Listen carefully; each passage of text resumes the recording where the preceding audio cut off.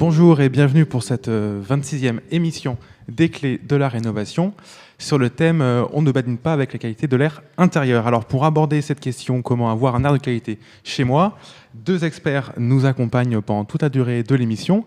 Nadia Herbelot, chef du service qualité de l'air à l'ADEME. Bonsoir. Bonsoir.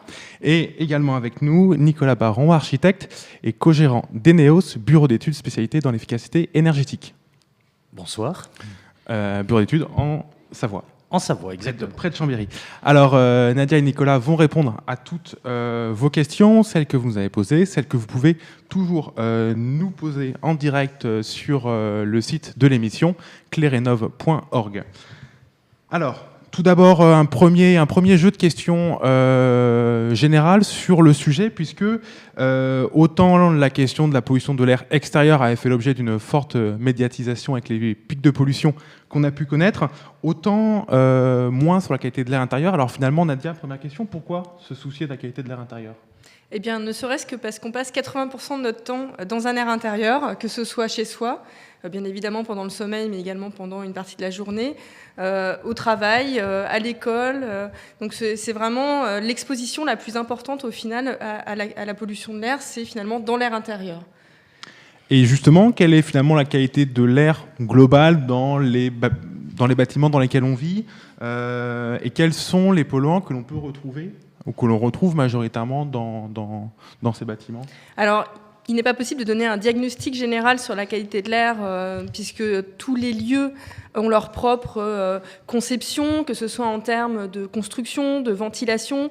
Évidemment, les personnes utilisent des substances, des matériaux qui peuvent émettre des pollutions, donc il n'y a pas de généralité en la matière. Malgré tout, on sait qu'on a un certain nombre de polluants qu'on retrouve classiquement dans l'air intérieur, notamment les composés organiques volatiles, les COV, comme par exemple le principal connu est le formaldéhyde, qui peut être émis par exemple par les panneaux de particules, par les moquettes, les cols, les peintures. Également, tout ce qui est hydrocarbures type benzène, toluène, qui sont émis par les produits de bricolage, les meubles également, le tabac. Donc voilà. Et puis après, on a le monoxyde de carbone qui est émis par les produits de combustion, les oxydes d'azote, qui sont émis par exemple par les gazinières. Donc quand vous êtes dans votre cuisine et que vous faites la cuisine, il faut éviter d'exposer effectivement les enfants parce qu'au moment où on cuisine au gaz, on émet un certain nombre d'oxydes d'azote. Alors ça, c'est les polluants chimiques, mais on a aussi les polluants biologiques, comme par exemple les moisissures, les acariens, tous les polluants qui peuvent être issus des animaux. Donc vous voyez que les polluants sont très diversifiés. Donc des sources nombreuses, larges, un complément ? Oui, on pourrait rajouter certains polluants. Alors, ils sont peut-être plus spécifiques à notre région, où il y a des sols granitiques, comme le radon, qui fait une pollution, je cherche le mot, mais d'origine radioactive, à des doses qui n'ont rien à voir avec celles des centrales, mais malgré tout, qui peut avoir des effets sur la santé. Et que l'on va retrouver dans certaines régions plus particulièrement. Voilà, c'est plus marqué dans les massifs granitiques comme la Bretagne, le Massif central et les Alpes. Et j'ajouterais que bien évidemment, il y a une porosité entre l'air intérieur et l'air extérieur, et donc on retrouve dans l'air intérieur un certain nombre de polluants de l'air extérieur, comme par exemple les particules, les oxydes d'azote, qui sont dans l'air extérieur et qui pénètrent à l'intérieur. Tout à fait. Alors, tu as cité, Nadia, les COV, donc composés organiques volatiles, également le dioxyde de carbone, CO2. Est-ce que l'on peut mesurer un peu tous ces différents polluants que tu as cités, en tout cas ceux qui sont contenus dans l'air? Est-ce qu'on peut les mesurer avec une sonde de qualité de l'air? Ah oui, alors tout à fait. Il existe un certain nombre de dispositifs pour mesurer la qualité de l'air intérieur. Alors des dispositifs qui peuvent être plus ou moins complexes. Il existe des dispositifs relativement simples de mesure du dioxyde de carbone qui permettent de mesurer le confinement de la pièce. Par ailleurs, il y a des dispositifs de tubes passifs relativement simples d'usage qui permettent de mesurer le formaldéhyde ou les composés organiques volatiles totaux. Alors après, il y a plein de dispositifs beaucoup plus complexes qui permettent de mesurer tout un tas de polluants, mais là, c'est vraiment pas à mettre en œuvre par des particuliers. C'est vraiment des bureaux d'études qui peuvent faire des diagnostics plus complets. Donc les sondes permettent d'avoir un premier aperçu du confinement ou de certains types de pollution, mais dans tous les cas, ça nécessite après des investigations plus complètes à faire par des professionnels. Alors prenons par exemple un polluant en particulier, le CO2. Est-ce qu'il existe un seuil, Nicolas, pour avoir une bonne qualité de l'air intérieur dans son logement et à partir de quelle valeur on peut considérer que la concentration est trop élevée? Tout à fait. Alors, il existe. Alors, ce sont des valeurs plus recommandées que réglementaires, mais on considère qu'aujourd'hui, en deçà de 1000 ppm particules par mètre, on est dans des ambiances tout à fait saines, et qu'à partir de 1500 à 2000, il y a un vrai risque d'exposition au CO2 et des impacts sur la santé. Donc, pour éviter ça, je dirais la conduite à tenir. On va le répéter, je pense, plusieurs fois au cours de cette émission, mais c'est du bon sens. C'est commencer par aérer régulièrement les logements, ventiler en continu les logements et bien sûr réduire les sources de pollution autant que possible, qu'elles soient liées au bâtiment, à l'environnement fixe ou à l'occupation et aux usages. Et une question complémentaire, justement, Nadia, sur la question des COV, donc des composés organiques volatiles. On voyait que pour le dioxyde de carbone, on a des valeurs recommandées, mais pas de valeurs réglementaires, pas de valeurs obligatoires. Qu'est-ce qu'il en est pour les COV? Est-ce qu'on est sur le même principe?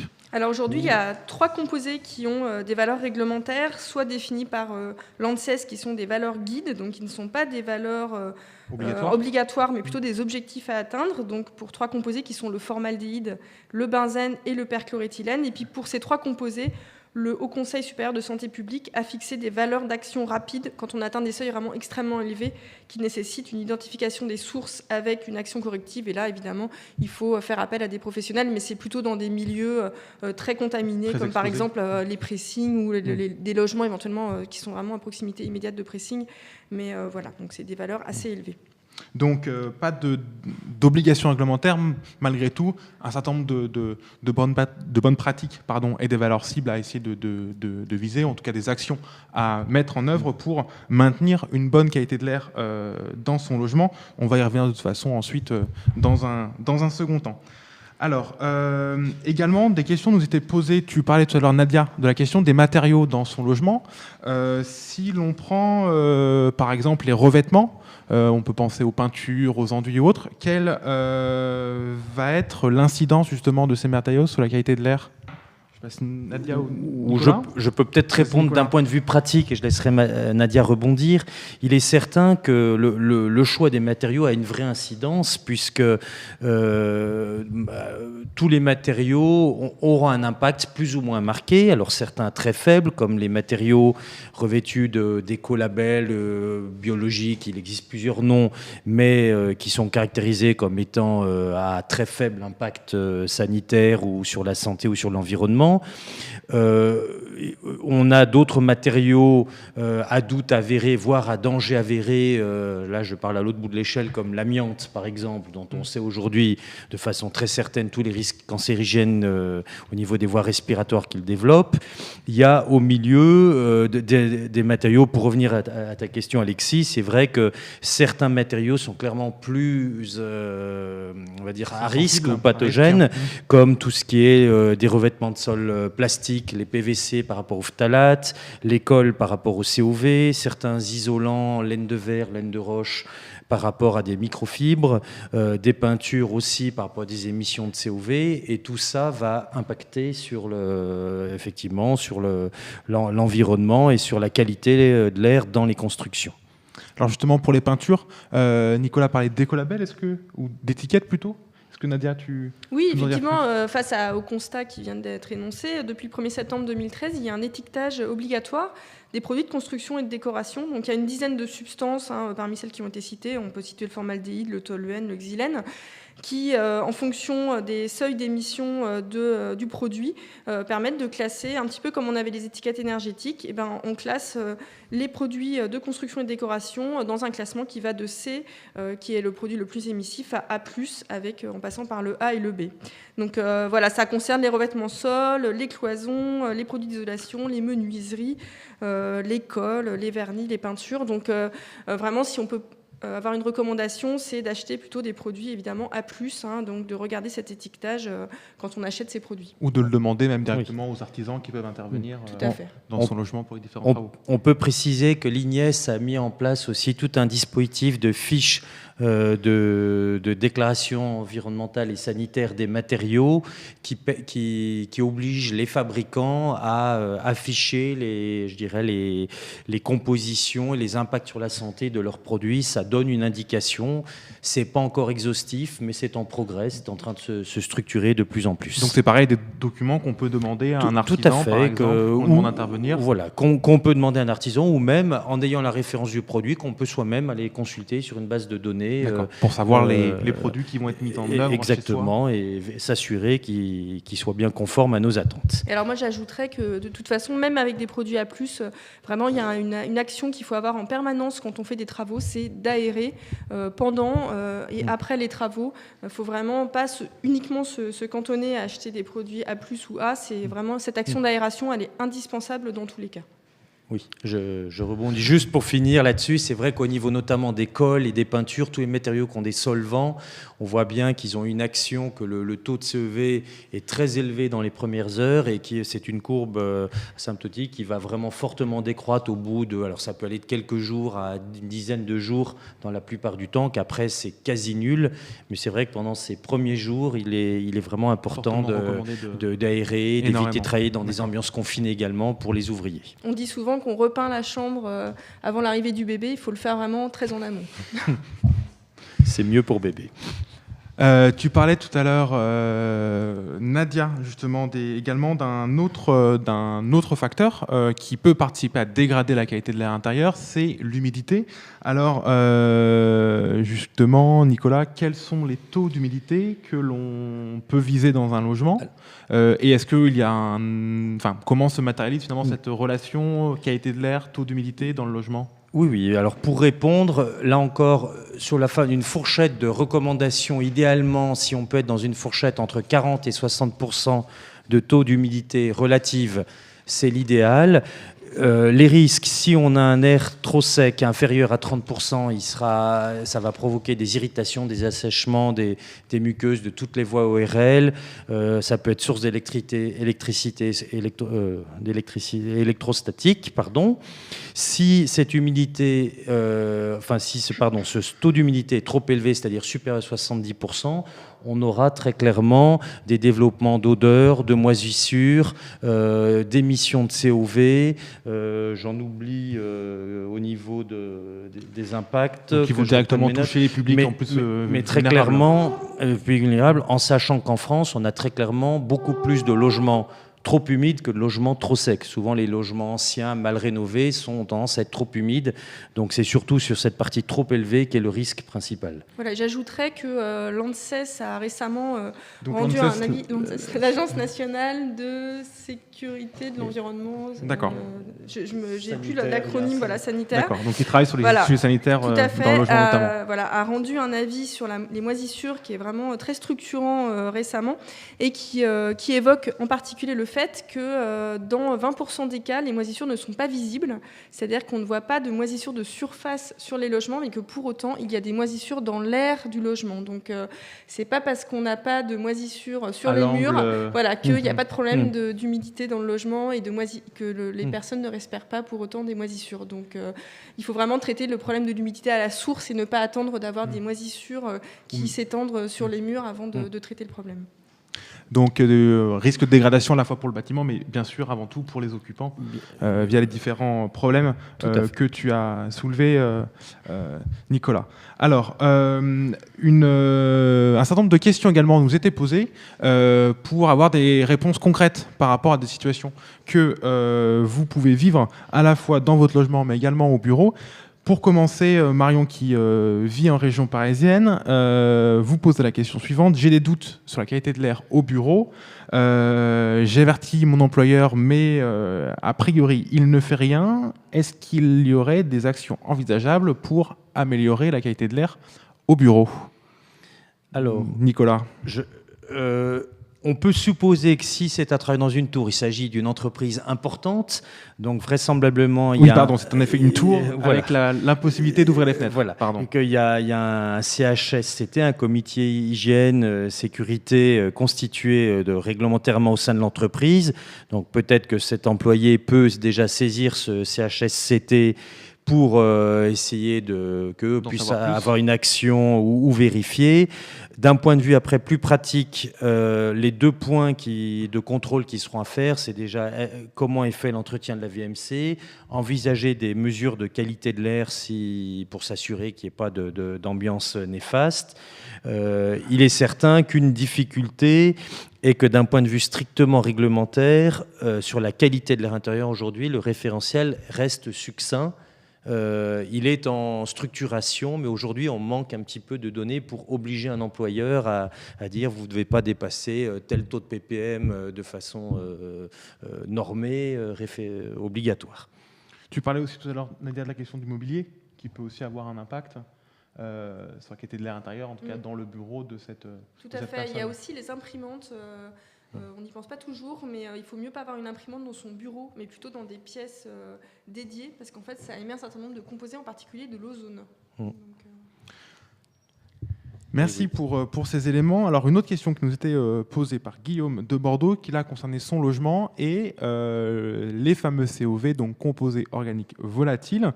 Guillaume vous demandait si, une fois qu'on a mesuré, par exemple, une concentration en COV, il est possible de retrouver la source et d'identifier précisément quels sont les points sensibles. Alors, qu'en est-il à ce sujet? Alors malheureusement, on ne peut pas de façon simple remonter aux sources. Il n'est pas possible de dire ma concentration en composés organiques volatiles totaux, elle est due à tel produit, tel mobilier. En fait, dans le logement, tout peut être source de COV.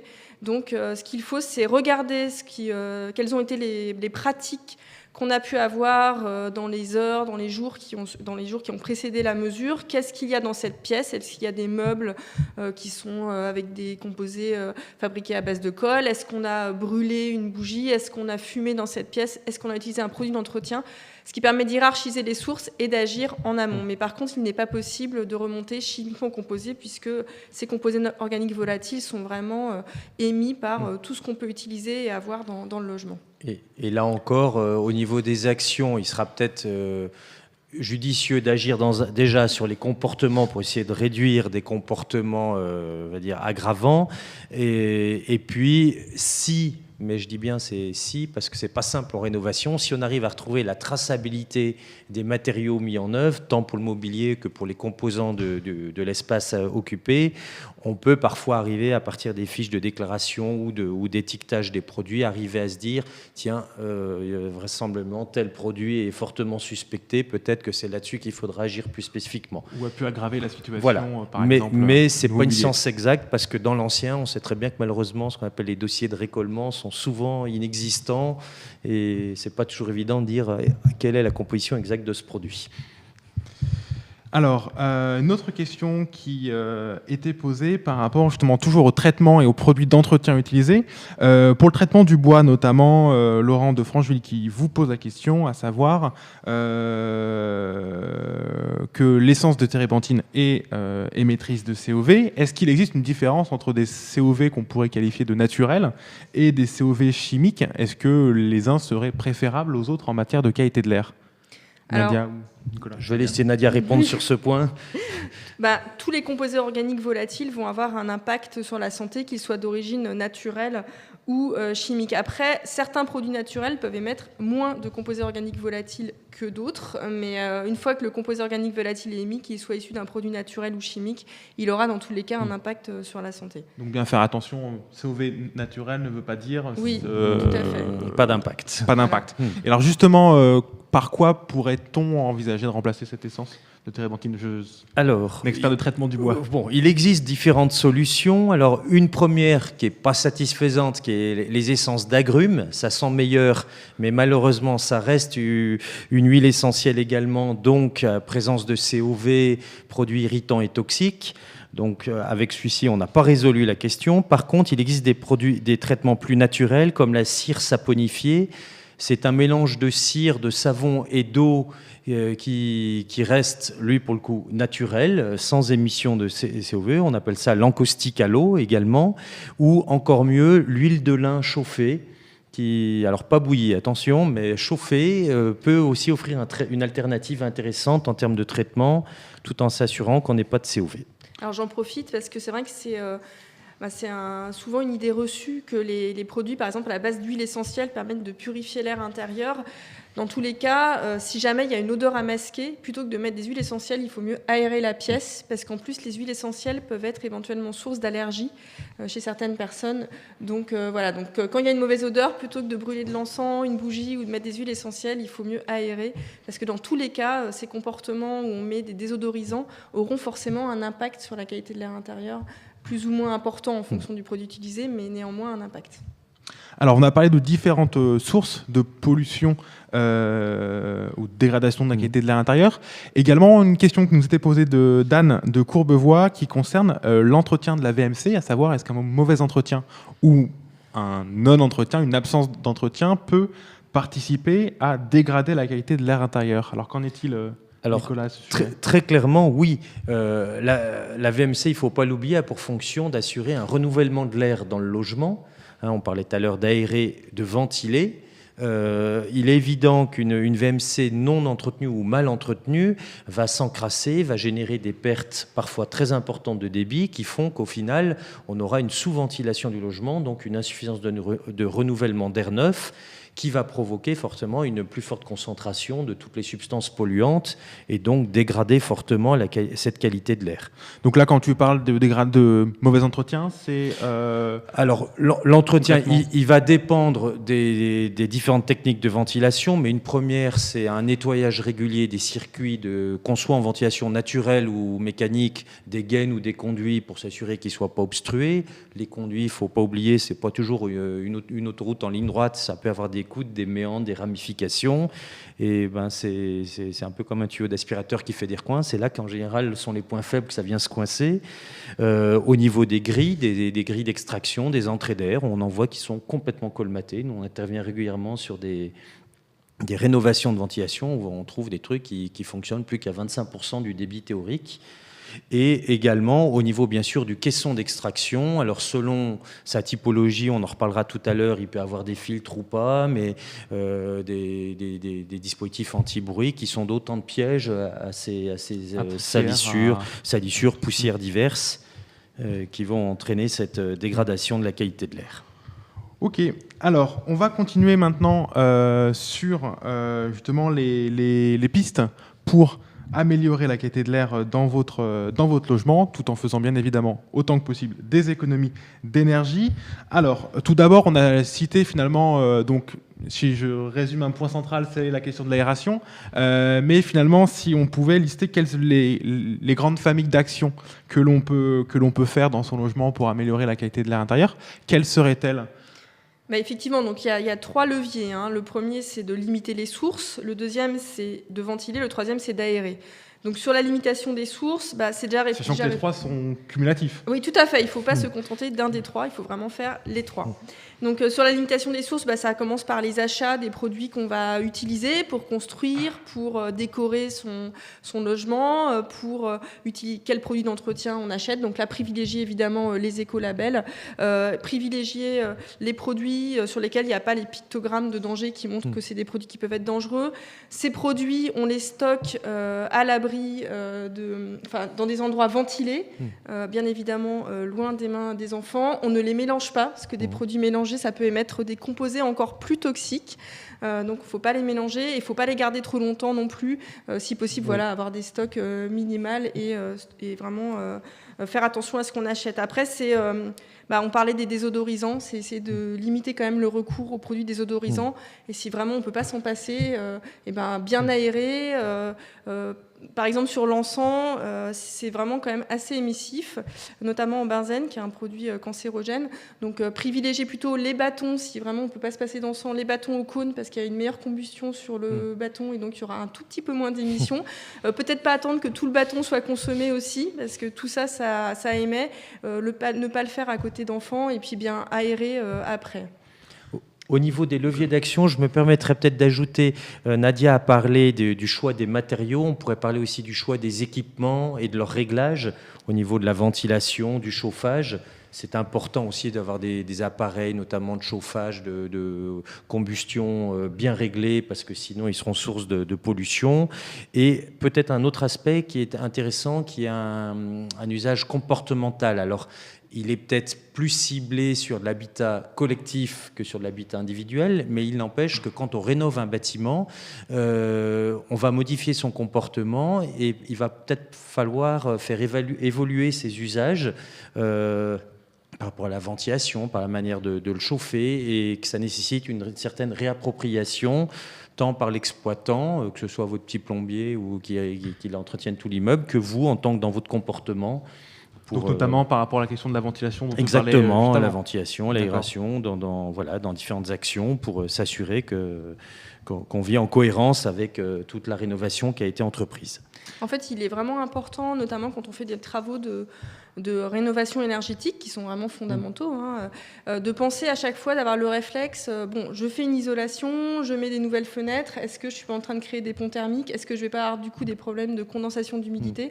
Donc repenser à chaque fois systématiquement à voilà, je fais ces travaux-là, et il faut maintenant que peut-être que je change la façon dont est ventilé mon logement, les débits, etc. Donc il faut vraiment avoir le réflexe. Tout est compatible, c'est-à-dire on peut tout à fait avoir des logements bien isolés, aussi bien en matière énergétique qu'acoustique, et avoir une bonne qualité de l'air, mais ça veut dire qu'il faut y penser. Il faut vraiment penser de façon intégrée à la problématique. De la même façon, comme on le voyait dans l'émission sur l'étanchéité à l'air, on peut très bien avoir un bâtiment très étanche à l'air, mais néanmoins bien ventilé et de fait confortable en matière de qualité de l'air. Juste un complément, donc vous parliez de limiter les sources de polluants, ventiler, aérer.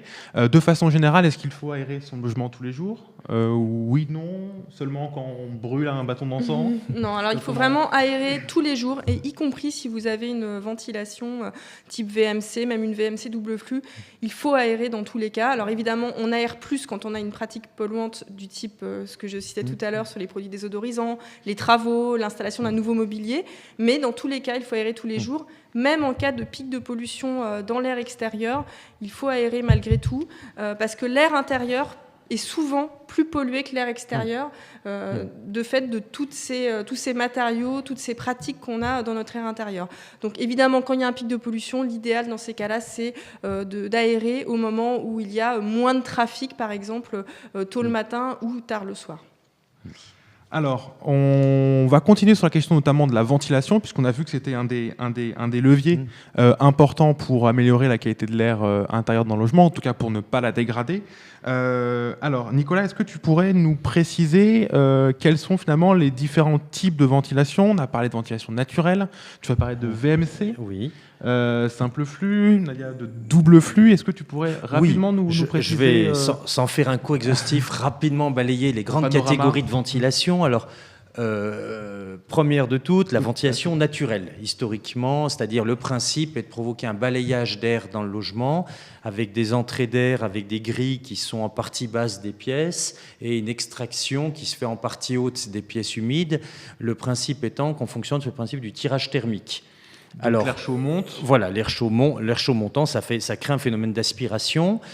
Ça a le mérite d'être très simple puisqu'il n'y a aucun dispositif mécanique. Inconvénient, c'est que le tirage thermique il dépend directement de la température de l'air extérieur, de l'air dans le local occupé.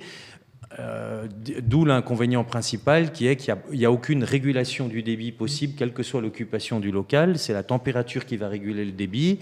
Donc en hiver où il fait très froid, en général c'est des vraies cheminées à calories, c'est plutôt catastrophique d'un point de vue énergétique. Et en été où il fait parfois plus chaud dans le logement qu'à l'extérieur ou tout autant, on n'a quasiment plus de tirage, voire dans certains cas une inversion de tirage. Donc le logement n'est plus ventilé. Donc ça fonctionne bien en mi-saison et pas très bien le reste du temps. Ça, c'est pour la ventilation naturelle. Suite aux évolutions des réglementations, des prises de conscience des chocs pétroliers, est survenu en 82 un arrêté obligeant, définissant, imposant des débits de ventilation. Et ça existait déjà avant, mais ça a structuré la ventilation mécanique. Alors, on a trois grandes familles de ventilation mécanique. La ventilation autoréglable, c'est-à-dire le principe, on aspire l'air neuf dans des grilles, des fenêtres dans les pièces de vie, les séjours, les chambres, et on extrait l'air humide dans les pièces d'eau. toujours selon la technique du balayage, c'est-à-dire, c'est important de le préciser, pour les 3 solutions mécaniques, il ne faut pas qu'il y ait plus de passage d'air, il faut qu'il y ait un passage d'air suffisant sous les portes intérieures. Si vous avez, on voit le problème souvent dans les logements rénovés où il reste 3 mm entre le parquet flottant rapporté sur le carrelage, rapporté sur la moquette et la porte, et du coup, parce que l'air va rentrer dans le séjour. L'air va rentrer dans le séjour, mais il va rester bloqué dans le séjour parce qu'il n'y aura pas assez de phénomène d'aspiration pour aller jusqu'aux pièces d'eau. Donc VMC autoréglable, ça a le mérite d'assurer un débit constant, sous réserve que la station soit entretenue, comme on l'a dit tout à l'heure. Inconvénient, il n'y a aucune régulation possible, c'est du on-off, ça fonctionne ou ça ne fonctionne pas. Donc là encore, ça peut être parfois assez énergivore malgré tout. De là est née une amélioration qui est la VMC hygroréglable. C'est le même principe, si ce n'est qu'au niveau des bouches, alors on peut avoir des subtilités entre l'hygro A et l'hygro B, mais l'hygro A, c'est juste les bouches d'extraction qui ont une membrane qui s'ouvre plus ou moins en fonction de l'hygrométrie de l'air intérieur. Donc plus l'air est humide, plus le débit va augmenter. Puisqu'on considère que plus il est humide, plus il y a d'occupation. Exactement. Donc il est directement corrélé à l'occupation, mais il peut quand même malgré tout être impacté par l'hygrométrie extérieure. On a le problème en montagne notamment, alors ça concerne peut-être moins les Parisiens, mais c'est un petit clin d'œil à ma région, où l'air est très sec en montagne, où parfois il peut y avoir une forte occupation de logement, mais comme c'est de l'air très sec qui rentre, la VMC va être un petit peu faussée au niveau de ses paramètres, donc c'est à prendre en compte. Et enfin, VMC double flux, alors là le principe c'est plutôt que de disperser les entrées d'air qui provoquent quand même malgré tout une entrée d'air froid dans le logement, on va faire une entrée centralisée avec un système d'échangeur à plaques qui va croiser les circuits d'air, récupérer grosso modo les calories de l'air rejeté pour les réinsuffler dans le circuit d'air neuf, ce qui veut dire que par exemple en hiver, au lieu de l'insuffler de l'air à température extérieure qui est à autour de 0 degré, on va insuffler de l'air qui est en moyenne à 13-14 degrés. Donc, d'un point de vue énergétique, c'est très intéressant. C'est un système très performant qu'on utilise de plus en plus dans les rénovations performantes, quand c'est possible de le loger, parce qu'il nécessite un double réseau de gaines, c'est son principal inconvénient. Et comme je l'ai dit, il y a un système de filtration qui nécessite un entretien régulier. Voilà pour résumer rapidement. Il existe aussi une petite subtilité sur la VMR qui est quand on a une contrainte qu'on ne peut pas faire une ventilation centralisée, on utilise des bouches d'extraction individuelles dans les pièces d'eau avec des petits moteurs qui le rejettent directement, soit dans des conduits individuels, soit directement dehors. Ça peut être une alternative en rénovation quand on a trop fortes contraintes techniques. Eh bien, merci pour ce cours de ventilation sur la ventilation. Donc, si je retiens quelques éléments, tu as cité finalement les systèmes de ventilation du moins performant au plus performant, tout à fait, à la fois d'un point de vue énergétique, mais aussi d'un point de vue qualité de l'air. Oui. Et en se rappelant qu'un bon système de ventilation doit balayer l'ensemble du logement, donc bien faire également attention à ce que tu disais finalement tout à l'heure, Nadia, à savoir que lorsqu'on fait la moindre modification dans son logement, il faut bien penser que... Enfin, bien faire attention qu'on ne va pas dégrader la situation existante. Alors, justement, une question nous était posée de savoir si la ventilation, ça pouvait servir à filtrer l'air qui rentre dans le logement. C'est-à-dire, est-ce que finalement, on pourrait limiter un peu la quantité de CO2, de particules fines qu'on va faire entrer dans le logement? Alors, le but de la ventilation n'est pas de filtrer l'air. Il peut y avoir des ventilations, comme il était cité tout à l'heure, la ventilation double flux, qui peuvent être équipées de certains filtres. Donc ça, c'est effectivement possible. Par contre, ce qu'il faut quand même avoir en tête, c'est que ces filtres, ils permettent de filtrer certains composés, comme par exemple les particules ou les pollens, mais ils n'arrêtent de toute façon pas les polluants gazeux, comme les oxydes d'azote ou les composés organiques volatiles. Donc dans tous les cas, ça ne résout pas tous les problèmes d'entrée d'air et potentiellement viciés. Donc tu parlais par exemple tout à l'heure des situations lorsqu'on est près d'un site à fort trafic routier. Oui. Les systèmes de ventilation ne pourront pas permettre de limiter... Non, dans ces cas-là, il faut mieux réfléchir d'un point de vue de la conception du bâtiment et de l'urbanisme à où on met la prise d'air. Plutôt mettre la prise d'air, évidemment, de l'autre côté du bâtiment qu'à proximité de l'axe routier. avec malgré tout l'humilité liée aux conditions, c'est qu'on ne maîtrise pas toujours le sens du vent et qu'on pourra disposer une prise d'air à l'abri de la source polluante identifiée, mais que le nuage de vent va peut-être rabattre par derrière. Ce sont les limites, mais enfin, malgré tout, c'est ce que cite Nadia, c'est des principes un petit peu de conception bioclimatique. Il est certain que ça influe très favorablement parce que ça va limiter les effets induits de cette pollution par une conception, on va dire, intelligente et optimisée au niveau qualité de l'habitat. Et ça montre bien qu'il faut agir sur toutes les sources et que chacun doit agir pour limiter la pollution de l'air extérieur aussi, parce qu'il n'y a pas de solution miracle qui permettrait de s'exonérer de respirer cet air-là. On n'a pas encore inventé la barrière étanche entre les pollutions intérieures et extérieures. Alors justement, ça fait aussi écho à une question de Pascal de Spicheren qui pose la question suivante, à savoir que dans sa future maison, il y aura une VMC double flux et qu'il s'inquiète des pratiques de brûlage de cochonneries ou autres problèmes que l'on peut trouver, enfin que peut se poser au niveau du voisinage, et se pose la question justement de l'impact sur la qualité de l'air intérieur des potentiels feux dans les jardins environnants. Qu'est-ce qu'il est possible de faire donc, justement pour limiter a priori la qualité de l'air intérieur dans son logement? Donc tu citais la question du positionnement des bouches, enfin des entrées d'air. Est-ce qu'il y aurait d'autres choses que vous pourriez conseiller? On va revenir sur des choses qu'on a déjà citées. C'est toujours bien sûr du bon sens, dire pensez à aérer, à ventiler, limiter la source polluante. Alors dans ce cas précis, ça sera peut-être une action plus citoyenne ou sociale d'aller voir le voisin pour lui dire ça serait peut-être mieux d'aller mettre tes déchets en déchetterie plutôt que de les cramer au fond du jardin discrètement. Voilà. Et puis s'assurer que dans le cas de la VMC double flux, puisque c'était la question, que les filtres sont régulièrement changés. Pour mémoire, une VMC double flux, on considère que les filtres, il faut les changer en moyenne 1 à 2 fois par an, à ajuster en fonction des conditions de site et de l'usage du local. Si c'est un atelier dans lequel vous bricolez toute la journée des poussières, ça sera plus souvent. Voilà. Moi, j'ajouterais que le brûlage à l'air libre des déchets est interdit. Donc, il ne faut pas hésiter dans ces cas-là à aller voir le maire qui a la police du contrôle de cette interdiction. Et j'ajouterais encore que les gens qui brûlent leurs déchets sont les premiers exposés à la pollution qu'ils génèrent et qu'un brûlage de 50 kg de végétaux, ça pollue autant que de faire des milliers de kilomètres en voiture. Donc, d'un point de vue des particules. Donc, c'est vraiment une pratique extrêmement polluante qu'il faut vraiment éradiquer. Les déchets verts, il faut les emmener à la déchetterie. Et par ailleurs, il faut évidemment jamais brûler des bois qui pourraient être peints ou traités, parce que là, c'est au-delà encore des particules. On émet tout un tas de composés qui peuvent être cancérigènes et dangereux pour la santé de la personne qui brûle, de son voisinage, de ses proches et d'une façon globale. Et tu as raison, Nadia, il y a une fausse idée là-dessus. Souvent, les gens disent mais bon, brûler dehors, je vois le danger, mais brûler dans mon poêle ou ma chaudière, c'est une ambiance confinée, je suis à l'abri. Que nenni. C'est à partir du moment où il y a combustion, on va émettre encore plus de polluants à des doses beaucoup plus dangereuses. Donc également de la pédagogie autour des gestion des déchets. Alors justement, tu parlais tout à l'heure, Nadia, de la question de l'évolution du logement, notamment dans le cadre de travaux de rénovation énergétique.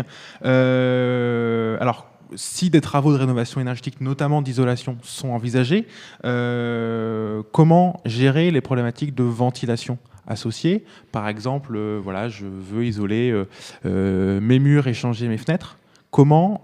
Quel impact ça peut avoir sur la qualité de l'air intérieur et comment l'anticiper? Alors, je peux peut-être témoigner tout simplement de notre pratique, je dirais, quotidienne, puisque je rappelle, nous, on fait beaucoup de rénovations dites énergétiques, pas seulement, mais à dimension énergétique. Le préambule, c'est de commencer par un bon diagnostic. Il ne faut pas oublier que le bâtiment n'est pas une science exacte. Il y a des solutions qui marchent, d'autres qui ne marchent pas, mais parmi l'éventail de solutions qui marchent, il faut toujours les corréler au contexte donné du projet sur lequel on travaille. Et ce qui fait qu'une idée qui pourrait être très bonne sur une maison à Courbevoie sera complètement anachronique sur la même maison de l'autre côté de l'agglomération parisienne, parce que les conditions de site ne sont pas les mêmes ou que les caractéristiques du bâti ne le sont pas. On ne traite pas de la même manière la gestion de l'humidité, de la ventilation dans une maison ancienne en meulière ou en parpaing, un matériau poreux, par rapport à une maison en béton banché ou autre. Chacune a son comportement. Donc, l'importance de ce diagnostic préalable pour caractériser l'existant, analyser, identifier les possibilités d'action, définir un schéma hiérarchisé d'action. Après, très classiquement, je dirais, il y a un triptyque récurrent qu'on voit dans les travaux d'amélioration qui est, alors, outre l'isolation des toitures et des planchers bas, qui sont encore des postes un peu distincts, mais l'isolation des façades, l'isolation thermique extérieure, le remplacement des menuiseries et la ventilation. Nous, on recommande toujours à nos clients, n'oubliez jamais la ventilation quand vous agissez sur les menuiseries et l'isolation, parce que vous allez... les gens me disent « Ah oui, mais avant, ça fonctionnait bien ». Je leur dis « Oui, mais votre bâtiment était un peu plus ou moins une passoire à l'air, je parle, pas forcément qu'aux calories, et tout fuyait, ventilait naturellement. Le fait de l'isoler, de mettre des fenêtres performantes, on va étancher le bâtiment, il y aura beaucoup moins de renouvellement d'air naturel. Et si vous n'avez pas une ventilation correcte derrière, vous allez faire une espèce de cocotte minute où c'est vous qui serez au fond de la cocotte. Donc, pas terrible. Donc, voilà. Mais après, parmi ces champs de solutions, ça s'étudie au cas par cas en fonction des contraintes de technique du bâtiment, d'environnement, pour trouver la solution la plus contextualisée. Donc, pardon. Oui, non, j'ajouterais un point auquel on ne pense pas systématiquement, c'est quand on fait des travaux de construction, de rénovation, la façon dont on stocke les matériaux de construction. Donc on a une étude, nous, en cours sur le sujet, et on s'est retrouvé avec des situations où des bâtiments neufs, par exemple, étaient livrés, et au bout d'une semaine après la livraison, tout le bâti était complètement moisi, mais vraiment dans des conditions vraiment épouvantables, parce que les matériaux de construction avaient été stockés exposés à l'humidité, et quand ils avaient été mis en œuvre, ils n'avaient pas été suffisamment séchés auparavant. Il n'y avait pas eu de ventilation du bâtiment au moment de la mise en œuvre des matériaux, et on se retrouve avec des matériaux qui sont emprisonnés dans le bâti, qui sont complètement humides, et la moisissure ressort de façon spectaculaire. Et après, pour traiter une moisissure qui a été intégrée dans le bâti comme ça, c'est vraiment extrêmement problématique. Donc bien anticiper la question de la ventilation par rapport aux travaux projetés, oui, et bien faire attention sur chantier à la façon de gérer les matériaux. Je pourrais rajouter aussi, peut-être aussi, je rappelle, le cadre est quand même, je dirais, la qualité de l'air dans la rénovation aussi. C'est important de bien considérer les caractéristiques et les pathologies du bâtiment existant. Je cite un exemple tout bête, les maisons anciennes, bien souvent, sont rarement très étanches au niveau des fondations. On a régulièrement des problèmes de remontée d'humidité. Tant que tout est à l'air libre, que ça ventile de tous les côtés, pas de souci, l'eau s'évacue. J'ai déjà rencontré des exemples terribles de gens croyant bien faire, qu'on dit je mets une belle isolation en polystyrène à l'intérieur, un enduit ciment à l'extérieur parce que ma façade elle était fissurée. Résultat des courses, on fait un sandwich étanche avec un mur qui est gorgé d'humidité au milieu. Et là où l'humidité était cantonnée sur les 50 premiers centimètres au-dessus du sol avant travaux, j'ai déjà vu le cas où c'était monté à 5 mètres du sol, c'est-à-dire ça a pourri les murs sur deux étages complets, parce que forcément l'eau ne pouvait plus sortir. Donc, et on peut se dire, il y a un effet induit sur la qualité de l'air, parce qu'à partir du moment où le bâtiment va être saturé en humidité, ça va forcément générer des dégradations, des moisissures qui impacteront sur la qualité de l'air intérieur. Ça fait évidemment écho aux émissions des clés de la rénovation sur les matériaux biosourcés, sur traiter le bâti ancien. Exactement. Notamment qui ont des caractéristiques hygrothermiques, comme tu le rappelais, spécifiques. Alors, je me permets de vous poser une autre question pour terminer le cycle sur la ventilation. Jérémy de Paris qui vous pose la question suivante. La VMC hygroréglable permet-elle d'assurer un renouvellement d'air suffisant vis-à-vis de la qualité de l'air ?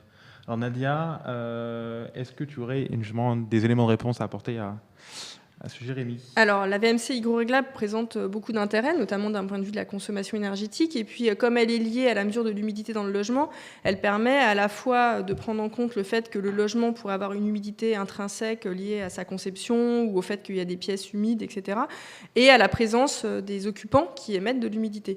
Alors, par contre, peut-être le seul petit bémol éventuellement, ça peut être que quand l'occupant arrive dans la pièce, pour peu que le logement soit justement pas du tout humide à la base, mais plutôt sec, il peut se retrouver avec une pollution de l'air intérieur qui peut être relativement importante, par exemple s'il vient d'installer des nouveaux meubles ou si jamais il y a des émissions de composés, notamment organiques volatiles, qui peuvent être dus à qui sont complètement sans lien avec un problème d'humidité.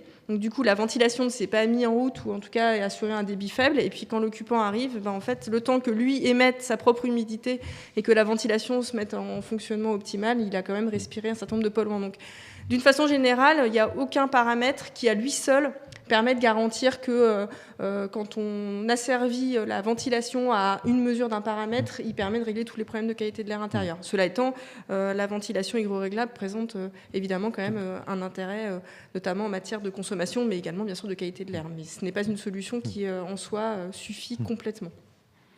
Alors, une autre question qui était posée par ce même Jérémy pour faire le tour de la VMC hygroréglable, c'était la situation de la cuisine au gaz, et il vous pose la question suivante, à savoir, la VMC hygro est-elle autorisée ou interdite si on a une cuisinière gaz dans sa cuisine? Alors je vais peut-être répondre oui. Alors, on va commencer par rappeler la réglementation gaz. Dès qu'on a un appareil au gaz dans un logement, peu importe que ce soit une cuisinière ou une chaudière murale ou autre, c'est la même chose. Il y a obligation d'une ventilation naturelle pour tout simplement éviter un risque d'asphyxie. Et de ce point de vue-là, la VMC hygro n'est pas à même d'assurer en permanence ce débit d'air minimal. Donc, c'est clair que ce n'est pas conseillé, puisque à partir du moment où on a une prise d'air naturelle d'un point de vue réglementaire par rapport au gaz, ça perd tout l'intérêt de la VMC hygroréglable.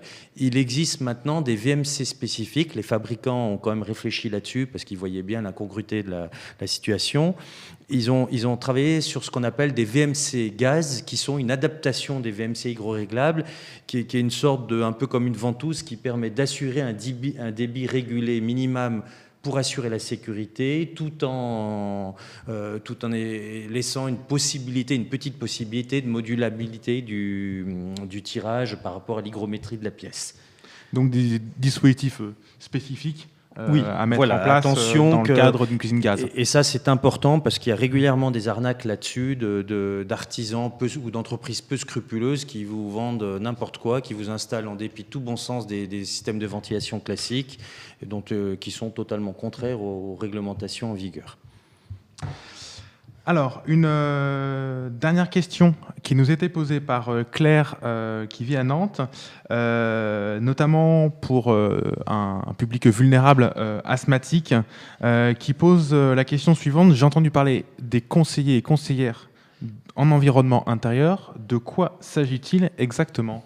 Alors, Nadia, est-ce que tu pourrais répondre à Claire sur ce point? Oui, tout à fait. Alors, les conseillers médicaux en environnement intérieur, ils ont été mis en place en 2011. Enfin, ils ont commencé l'initiative de ce dispositif date de 91 à Strasbourg, mais donc ils ont été vraiment, la profession en tant que telle a été mise en place en 2011. La mission de ces conseillers d'environnement intérieur, c'est de participer à la prise en charge des patients qui posent des problèmes d'allergie ou d'asthme, et d'accompagner le patient dans sa démarche. Donc c'est sur prescription médicale. Donc il faut qu'il y ait un médecin ait prescrit la visite du conseiller médical en environnement intérieur. Alors, pour savoir s'il y a un conseiller médical en environnement intérieur à côté de chez vous, il faut vous connecter sur le site www.cmei-france.fr, et ensuite il faut demander à son médecin généraliste ou son pédiatre qu'une prescription vous soit donnée. Alors le conseiller médical en environnement intérieur va faire un diagnostic du logement, et puis il va émettre un certain nombre de recommandations au regard des problématiques qui sont rencontrées, des recommandations sur l'aération, tout ce qu'on a dit un peu tout à l'heure, la vérification des systèmes, les sources, les usages aussi. Voilà, les usages, le nettoyage, la présence des animaux, etc. Donc vraiment, c'est des personnes qui sont très précieuses, et c'est extrêmement apprécié. La visite de ces personnes est extrêmement appréciée. Et il y a vraiment des impacts intéressants sur la santé des occupants, des logements dans lesquels les CMEI ont pu faire des diagnostics et donner des conseils. Vraiment, on n'a que des retours positifs sur ce dispositif. Donc des métiers, des conseils très complémentaires à ceux des conseillers et des conseillères Info-Énergie dans le cadre des rénovations énergétiques. C'est ici que cette émission se termine. Merci beaucoup Nadia Et merci également à Nicolas pour Merci vos à vous. réponses et vos explications très claires. Prochaine émission des Clés de la Rénovation le mercredi 8 mars. Une émission pour les grands, mais aussi cette fois-ci pour les petits, puisque le thème sera le suivant: comment parler des économies d'énergie à ses enfants, mais également pour les enfants, comment parler des économies d'énergie à vos parents. Bien évidemment, merci à nos partenaires, l'ADEME, le magazine La Maison Écologique et Actu Environnement. Vous pouvez dès à présent poser vos questions pour la prochaine émission sur www.clérenov.org. N'hésitez pas. Et puis bien évidemment, comme on vous le rappelle systématiquement, n'oubliez pas qu'un conseiller ou qu'une conseillère Info Énergie est à votre disposition près de chez vous pour les contacter. 0808 800 700, et également un grand merci à Jennifer qui a réalisé cette émission. Merci à vous et donc au mois prochain. À bientôt. Merci, au revoir. Merci.